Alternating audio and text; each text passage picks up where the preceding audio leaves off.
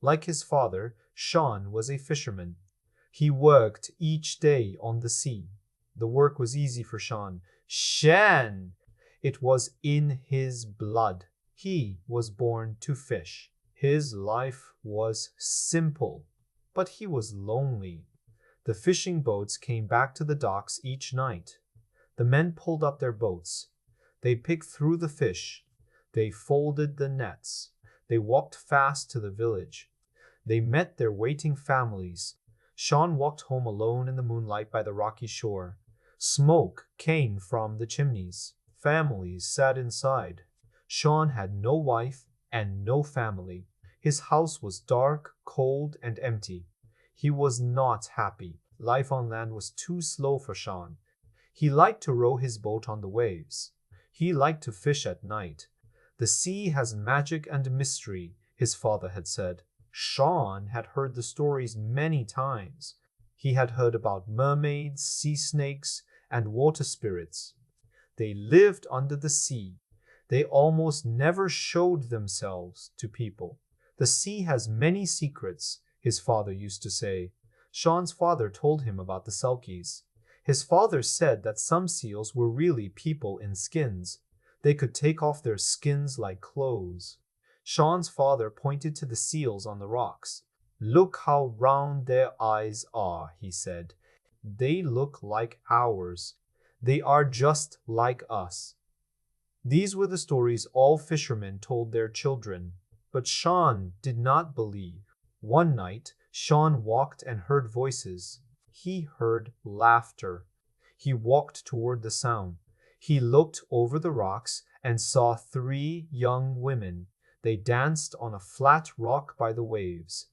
They sang with sweet voices. They were the most beautiful women Sean had ever seen. He climbed across the rocks to them. He stepped on something soft. He picked it up. The women stopped dancing. They ran across the rocks. 2 of them slipped into their skins. They slid off the rock into the sea. The 3rd woman ran to Sean.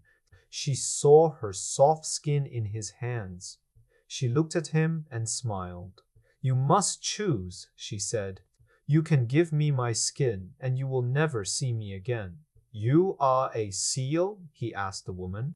I am a seal when I wear the skin, she said. When I am out of the skin, I am a person. I am like you. Sean put his coat on the woman to keep her warm.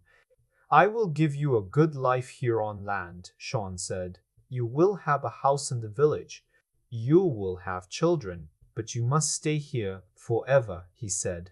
You must never go back to the sea. I promise, she said. Take the skin and lock it away. I will wear a dress. Sean went down on one knee. Will you marry me? He asked.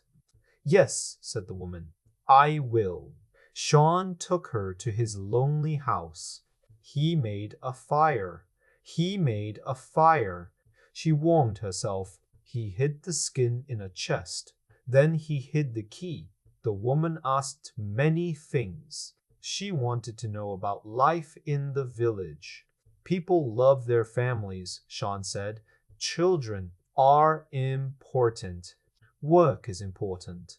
We love our families. We work. We sing and dance. She smiled. I have always wanted to live with people on land, she said. Land is still new to me. Life with you will be an adventure. You need a name, Sean said. I have a name, she said. It is Mara.